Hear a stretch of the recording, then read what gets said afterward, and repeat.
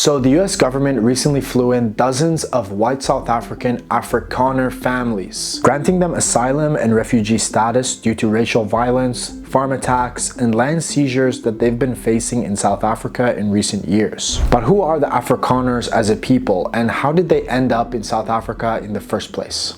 In 1652, the Dutch East India Company set up a refueling station at the Cape of Good Hope. It was never meant to be a colony, just a stop-off point for ships on their way to the Dutch colonies in Asia. A man named Jan van Riebeeck led the first group to shore. They built a fort, planted crops, and set up the resupply station. It wasn't just for Dutch ships, but for anyone willing to pay to resupply. Naturally, the settlement grew, the farms expanded, and over time, some settlers became independent, what was known as free burghers. They were no longer employees of the Dutch East India Company, but free independent farmers working the land for themselves. So that's when permanent European settlement began in South Africa. It was around 45 years after Jamestown was settled in the Americas. So basically, Afrikaners have been in Africa for almost as long as Europeans have been in North America. Over time, more people came. Dutch settlers were joined by German Protestants and French Huguenots. The Huguenots were fleeing persecution in Catholic France, and many of them brought valuable skills with them like winemaking. That's why one of the most famous wine-producing areas in South Africa is called Franschhoek, literally meaning the French corner. Over time, these European groups started to merge into a single colonial population. They spoke Dutch, but over generations, the language started to change. The grammar simplified and new words were introduced from German and even local African languages. And the result was a new language, Afrikaans, which was a uniquely South African offshoot of Dutch. It's important to note that Afrikaans is the broader cultural and ethnic identity of this new colonial group, but even within that, there were different groups. In Cape Town and the coastal settlements of Cape Colony, you had a more educated urban class. These people had stronger ties to Europe. They were merchants, clergy, bureaucrats, and professionals. They lived under more direct influence of the Dutch East India Company and later the British. Inland, away from the coast, a different kind of settler took root: the Boers.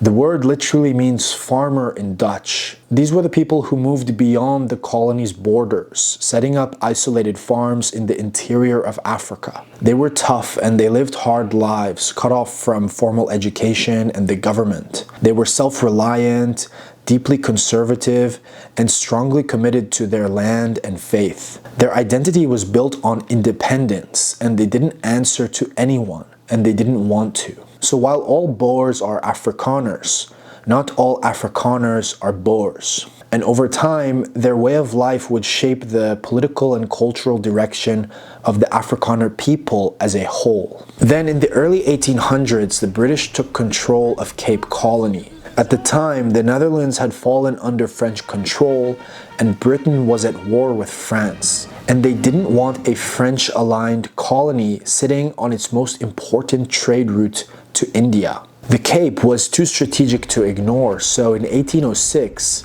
the British moved in and took it.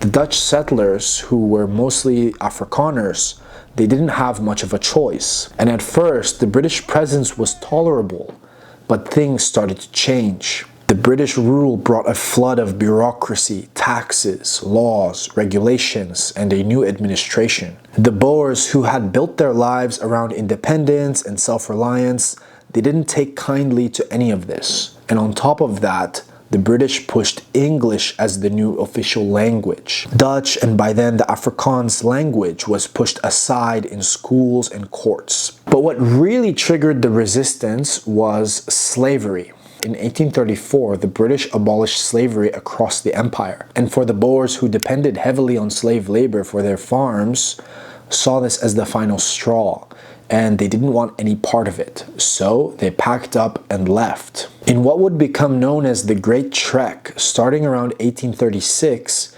thousands of Boer families packed up their belongings, in ox-drawn wagons and headed north. It would have looked something like the American wagon trails, but in an African environment. They pushed beyond the borders of British-controlled Cape Colony and deep into the African interior. And there they encountered new groups, including the Bantu-speaking peoples, who had migrated from Central Africa centuries earlier. Unlike the nomadic Khoisan people that they had encountered in their earlier days in the Cape, the Bantu peoples were much more advanced agricultural societies and had very strong, large armies. One of the most powerful of these was the Zulu kingdom, led at the time by King Dingane, the successor of Shaka Zulu.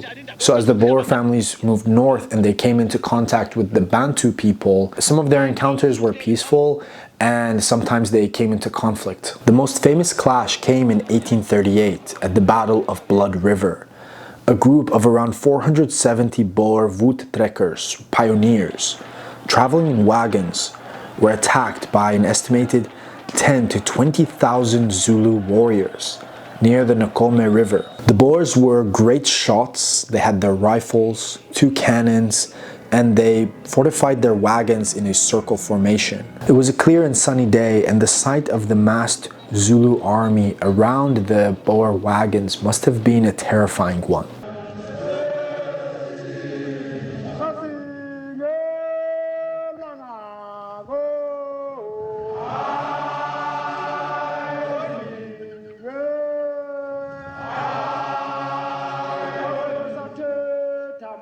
Battle began and wave after wave of Zulus were repulsed by the Boer guns. By midday, more than 3,000 Zulus lay dead, with only 3 Boers wounded. The day became a foundational myth for the Boer people. A victory against such overwhelming odds made them believe that they were God's chosen people. And after the Great Trek, the Boers went on to establish 3 new independent republics for themselves: Transvaal, the Orange Free State, and Natal, which was much more brief. Eventually, the British would take over that as well, and it became modern-day Durban. So the Boers established their own small republics away from British control, where they had their own governments, their own way of life, and their own militias to protect themselves. And for a time, the British left them alone. They didn't see it as worth the trouble of going to take over these dusty settlements far, far away from civilization. But then in 1867, that all changed. Something new was discovered in the Boer territory, which would suddenly make the British very interested. And that discovery would change the region forever. Diamonds were discovered near the Vaal River in Boer territory in 1867. And then in 1886, gold was found in the Witwatersrand region, one of the richest gold fields in the world. So suddenly these small Boer republics became very important. Boer republics got very rich. They attracted a lot of business, a lot of industry to their region. People came from all over the world to work there. Businessmen from all over the world, from Britain, from America, from Australia, came to South Africa, came to these Boer republics to work in the diamond and gold mining industry. And over time, the population of these foreign workers, the British foreign workers especially, got bigger and bigger, and the British workers living in the Boer Republic started to demand political rights, to vote and be involved in the politics of the Boer Republics. But the Boers themselves refused to give any political rights to the foreign workers, because the Boers themselves, they had this whole history of, going through all this trouble and all this hardship to form their own republics to govern themselves. They didn't want to give away any political power to outsiders. And so that's kind of what led to the First and Second Boer War. The First Boer War was short, and the Boers actually ended up defeating the British. They had gotten quite rich from their gold and diamond industry, and they had a lot of weapons, the latest weapons and technology in their army. And the British army wasn't really prepared for it. But in the Second Boer War from 1899 to 1902, it was a much more brutal and hard-fought war. The Boers ended up having to fight more of a guerrilla war. And they had these small groups on horseback attacking supply lines and avoiding open battle.